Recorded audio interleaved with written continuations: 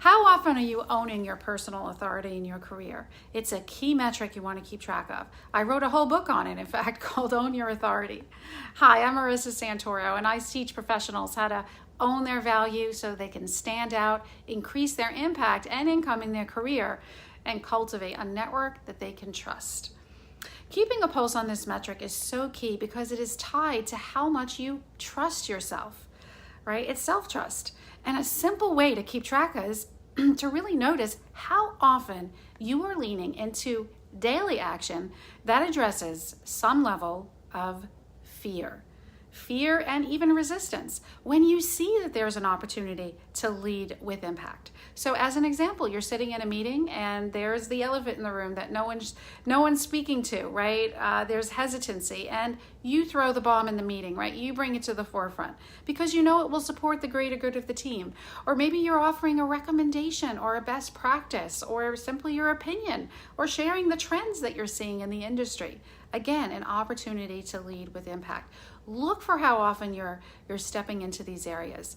Other examples is, could be simply speaking up and negotiating what you need, disagreeing with the majority of those in the room, maybe even speaking to a larger audience, speaking on a stage.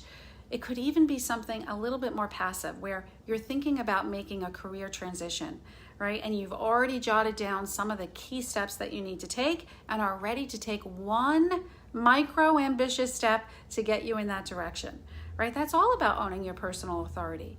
It also could be defending a decision, right? Whether a decision that you've made or one from the team, or even asking a question that nobody else is asking.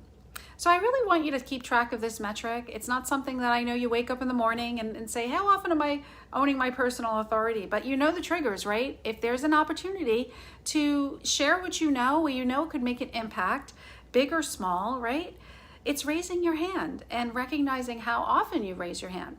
Now, although this is also about career leadership and development, this doesn't necessarily have to be limited to that realm. Look at your personal life, right? Look at the relationships you have. If you're a parent, look how often you're speaking up maybe to your child's teacher or soccer coach, right? Really try to keep track of this metric because it is key to self-trust. And when you trust yourself, others do too. Right? Self-trust. And it grows over time, right? We're not born out of the box with it, right?